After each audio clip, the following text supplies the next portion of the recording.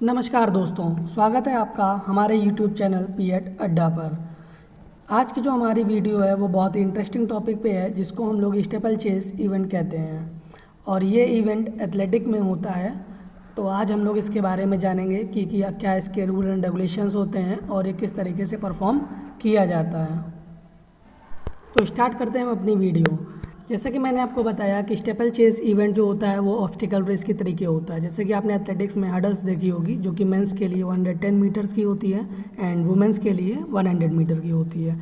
उसी तरीके से हमारा स्टेपल चेस इवेंट भी होता है। ये 3000 मीटर्स का होता है और इसमें आपकी टोटल 35 ऑब्स्टिकल्स आते हैं, एक मीन्स हर्डल्स आते हैं, जिसमें से कि 28 हर्डल्स आपके वुडन वाले होते हैं एंड जो आपके 7 बच गए वो आपकी वाटर जंप्स होती है, यानी कि वाटर को आपको क्रॉस करना होता है। तो सबसे पहले हम लोग बात करते हैं इनकी डायमेंशंस के बारे में कि हर्डल्स की डायमेंशंस क्या होती है, हाइट क्या होती है, लेंथ क्या होती है। फिर हम लोग बात करेंगे आपके जो वाटर जंप्स होती है उनकी क्या स्पेसिफिकेशंस होती हैं। So let's we have a look. ये देखिए फ्रेंड्स, ये स्टेपल चेस इवेंट का हर्डल है। जैसा कि आपको दिख रहा है कि ये बहुत बड़ा हर्डल होता है। हाँ, ये बहुत बड़ा हर्डल होता है। क्यों? क्योंकि ये 8 लेन्स को पूरा कवर करता है। हर्डल्स रेस की तरीके हर एक पर्सन के लिए, हर एक एथलीट के लिए अलग अलग हर्डल नहीं इस्तेमाल किया जाता है। यहाँ पर एक सिंगल हर्डल इस्तेमाल किया जाता है जिससे हमें क्रॉस करना होता है। तो इसके हम स्पेसिफिकेशन के बारे में जानेंगे। तो इसकी जो टोटल लेंथ होती है वो होती है 3.94 मीटर्स की, ठीक है। और ये इसका 5 मीटर वाइड होना कंपलसरी है, जो फर्स्ट हर्डल होता है वो। क्योंकि एक बार में जैसे बुलेट स्टार्ट होता है, वहाँ पर होता क्या है, एक ही टाइम में सारे एथलीट्स उसको क्रॉस करने की कोशिश करते हैं, इस वजह से उसका 5 मीटर वाइड होना कंपलसरी है। अब बात करते हैं इसकी हाइट कितनी होती है सरफेस से। जिस तरीके से आपका हर्डल रेस में 1.067 की हाइट होती है, उस तरीके से स्टेपल चेस इवेंट में जो ये हर्डल आपको सामने दिख रहा है उसकी हाइट मेंस के लिए 0.94 मीटर होती है एंड वुमेंस के लिए 0.762 मीटर्स होती है। और इसकी जो बेस लाइन होती है, जो आपको ब्लैक कलर का बेस दिख रहा होगा, तो ये 1.20 मीटर से लेके 1.40 मीटर्स तक हो सकती है। इसका जो टोटल वेट होता है, बात करते हैं लोग वेट की, जो कि ये बहुत भारी होता है बिकॉज ऑफ इसका जो टोटल वेट होता है वो 80 to 100 kg तक हम एक्सपेंड कर सकते हैं। वो इतना वेट क्यों होता है? वो इसलिए होता है क्योंकि एक बार में जब फर्स्ट लैप स्टार्ट होती है तो सारे एथलीट्स लगभग एक ही टाइम पे इसको क्रॉस करने की कोशिश करते हैं। तो कुछ ऐसे एथलीट्स होते हैं जो उसको डायरेक्ट क्रॉस कर जाते हैं, इट मीन्स जंप करके, बट कुछ ऐसे एथलीट्स होते हैं जो डायरेक्ट जंप करके क्रॉस नहीं करते हैं, इसके ऊपर पैर रखते हैं देन क्रॉस करते हैं। तो अगर इसका वेट कम होगा तो एथलीट के पैर रखने पर या बहुत सारे एथलीट्स के साथ पैर रखने पर ये आगे की ओर गिर जाएगा। तो इस वजह से दुर्घटना हो सकती है, इस वजह से इसको भारी रखा जाता है कि आराम से एथलीट इसको क्रॉस कर सकें। सो ये आपके वुडन हर्डल के स्पेसिफिकेशन कंप्लीट हो गए हैं और एक लैप में टोटल 4 हर्डल्स होते हैं ये वाले, और एक वाटर जंप होती है। इट मीन्स एक लैप कंप्लीट करने में आपको 5 हर्डल्स क्रॉस करने पड़ेंगे। वाटर जंप के बारे में कि वाटर जंप कैसे होती है, तो वाटर जंप एक तरीके से पूल होता है। सो पूल के आगे भी एक इसी तरीके से हर्डल लगा होता है, जैसा कि अभी मैं आपको इमेज में दिखाने जा रहा हूँ। सो फ्रेंड्स, मैं इसी पूल की बात कर रहा था। अब हम लोग इसकी डायमेंशंस के बारे में जानेंगे। ये जो वाटर जंप होती है वो आपकी इनसाइड द ट्रैक होती है, यानी कि जो ट्रैक होता है आपका 400 मीटर का स्टैंडर्ड ट्रैक, उसके अंदर की साइड बनाई जाती है, ठीक है। अभी तो आप ये भी समझ रहे होंगे कि अगर अंदर साइड बनाई जाती है तो उसका डिस्टेंस कम हो जाता है, 400 मीटर बचता ही नहीं है ट्रैक। हाँ, दिस इज़ राइट, बट अभी इसके बारे में बात करेंगे। पहले इसकी डायमेंशंस के बारे में जानते हैं। तो जो आपको वाटर जंप दिख रहा है, इसके आगे एक हर्डल लगा होता है, ठीक है, जैसा कि आपको फोटो में दिख रहा है, ठीक। तो इसकी जो डायमेंशंस होती हैं हम उसकी बात करते हैं। इसकी जो आप लेंथ देख रहे हैं वो 3.66 मीटर्स की होती है। इसी तरीके से इसकी जो विड्थ है वो भी 3.66 मीटर्स की होती है। बट जैसे ही हर्डल को क्रॉस करते हैं तो आपको एक फ्लैट सरफेस मिलती है, उसकी जो टोटल डिस्टेंस होती है वो 1.20 मीटर्स होती है। इट मीन्स 1.20 मीटर्स तक सरफेस जो होती है एकदम फ्लैट होती है। उसके बाद वो इंक्लाइन होना स्टार्ट होती है, जिससे कि जो एथलीट्स जंप करते हैं उनके पैर में कोई किसी तरीके का स्ट्रेन ना आए, इसलिए उनको फ्लैट सरफेस प्रोवाइड करा जाती है और फिर वो वापस नॉर्मल वे से अपना ट्रैक में जा सकें। इसलिए वो जो आगे का पिट दिया हुआ होता है वो आपका इंक्लाइन में दिया हुआ होता है।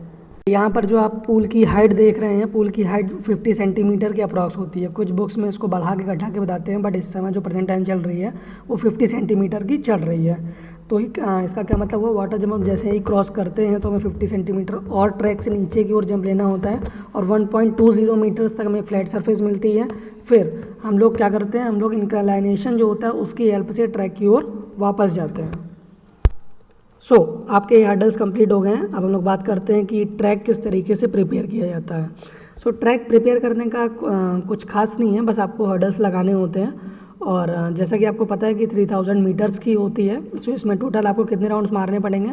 7.5। इट मीन्स 7.5 राउंड आपको कंप्लीट करने पड़ेंगे, क्योंकि 7 4 जा 28 एंड 200 मीटर जो आपका बच गया वो आपको एक्स्ट्रा मारना पड़ेगा। ठीक है, तो जो 200 मीटर बच गया वो हम उसको ट्रैक के आगे नहीं नापते हैं, फिनिश लाइन से पीछे की ओर नापते हैं। ठीक है, तो जो हम लोग स्टार्टिंग लाइन रखेंगे कहाँ से रखेंगे? फिनिश लाइन के पीछे, जो डिस्टेंस बच गई हमारी एक्स्ट्रा जो आ रही है। ठीक है, जो हमारी स्टार्टिंग लाइन है और जो फिनिश लाइन है उसके बीच में जो हम लोग स्टार्टिंग रेस करते हैं उसके बीच में कोई भी हर्डल नहीं लगाया जाता है।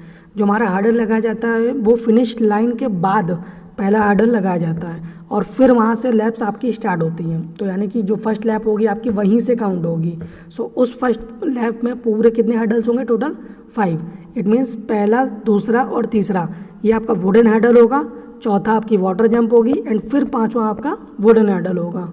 आई थिंक ये आपको क्लियर हो गया होगा। अब हम लोग बात करते हैं कि वाटर जंप को ट्रैक के अंदर साइड क्यों रखा जाता है।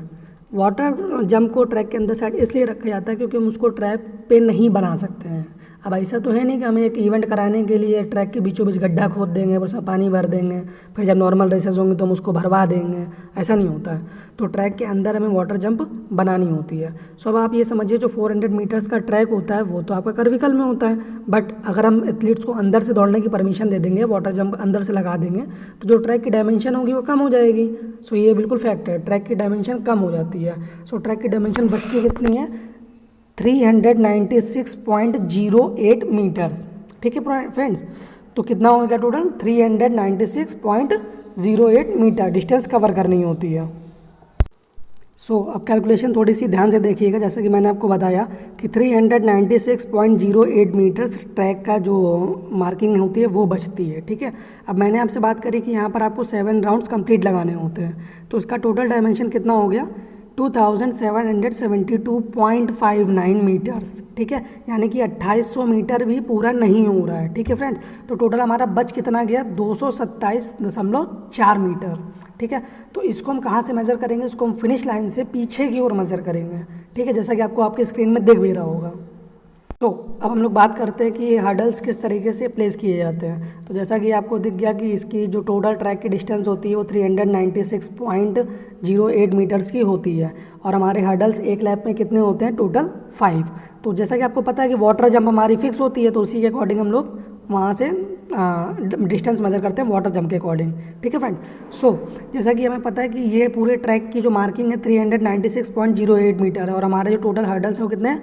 5 हैं। तो हम 396.08 को अगर 5 से डिवाइड करते हैं तो आता है आपका 79.21 मीटर्स। ठीक है फ्रेंड्स, इसका मतलब ये हुआ कि जो आपका हर एक हर्डल है वो इक्वी डिस्टेंस पे होता है, आपको पता ही है।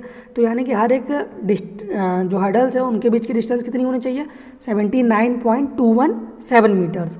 यानी कि जो आपका वाटर जंप है वो तो फिक्स है, तो हम लोग कैसे मार्क करेंगे? वाटर जंप से 79.21 आगे की ओर एंड 79.21 पीछे की ओर, दोनों तरफ पे एक एक हर्डल प्लेस कर देंगे। ठीक है फ्रेंड्स, और जो आपका ये आपका हर्डल नंबर 1 आया है यहीं से हम इसको 79.217 आगे की ओर लेके जाएंगे, तो इस तरीके से आपके हर्डल्स प्लेस हो जाएंगे। तो मैं आपको बताता हूँ कि फिनिश लाइन से कौन से हर्डल का कौन सा प्लेस पड़ेगा।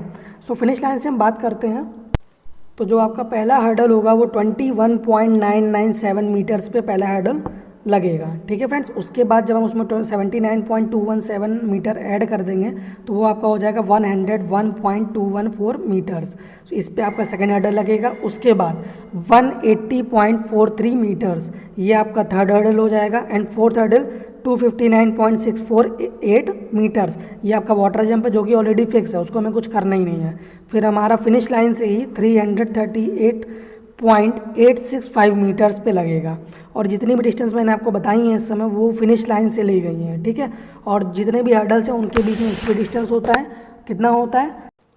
79.217 मीटर्स। ओके, फ्रेंड्स, अब हम लोग इसका जल्दी से क्विक रिवीजन लेते हैं और इसका प्रोसीजर के बारे में जानते हैं कि किस तरीके से ये स्टार्ट होता है और किस तरीके से एंड होता है। जैसा कि आपने जाना कि अभी तक स्टेपल चेस जो इवेंट होता है वो एथलेटिक का इवेंट है, एथलेटिक में ट्रैक एंड फील्ड का इवेंट होता है ये। इसमें टोटल 3000 मीटर्स कवर करना होता है। इसमें टोटल 35 ऑब्स्टिकल्स लगाए जाते हैं, जिसमें से 28 हर्डल्स आपके वुडन वाले होते हैं और जो 7 हर्डल्स होते हैं वो वाटर जंप होती है। ठीक, इसमें टोटल आपको 7.5 राउंड लगाने पड़ते हैं, जिसमें से कि आपको हर एक राउंड में जो आपका फर्स्ट लैप होता है उसको, फर्स्ट लैप में मतलब यानी कि starting line to finish line के बीच में कोई भी हर्डल नहीं होता है। उसके बाद हर एक लैप में आपको 5-5 जंप्स मिलती हैं, जिसमें से आपकी 4 हर्डल्स होती हैं और एक आपकी वाटर जंप होती है। क्लियर, वाटर जंप आपकी 4th नंबर पे काउंट करी जाती है। तो जैसा कि आपको पता है कि 5 हर्डल्स लगाए जाते हैं, तो उनके बीच की जो डिस्टेंस होती है वो इक्वी डिस्टेंस होती है, यानी कि जितने भी हर्डल्स होते हैं आपके वो इक्वी डिस्टेंस पे होते हैं, एक दूसरे से एक इक्वल डिस्टेंस पे लगाए जाते हैं, जो कि डिस्टेंस कितनी होती है 79.217 मीटर्स की डिस्टेंस होती है। अब बात करते हैं कि जो हमारा फिनिश लाइन से पहला हर्डल जो लगाया जाता है वो कितने पे होता है, वो 21.997 मीटर्स पे लगाया जाता है। ठीक है फ्रेंड्स, अब फिनिश लाइन से स्टार्टिंग लाइन की डिस्टेंस कितनी होती है, जो कि मैंने आपको बताया कि फिनिश लाइन से स्टार्टिंग लाइन पीछे की ओर ली जाती है। तो टोटल कितनी पीछे ली जाती है, तो 227.40 मीटर्स, इतना पीछे उसको हम लेते हैं और वहीं से हमारा स्टार्ट होता है। सो स्टार्ट से फिनिश लाइन के बीच में कोई भी ऑब्स्टिकल नहीं लगाया जाता है और उसके बाद ऑब्स्टिकल्स स्टार्ट होते हैं। सो ये आपका पूरा एक वीडियो स्टेबल चेस पे ख़त्म हो चुका है। सो मिलते हैं हम अपनी नेक्स्ट वीडियो में। जय हिंद।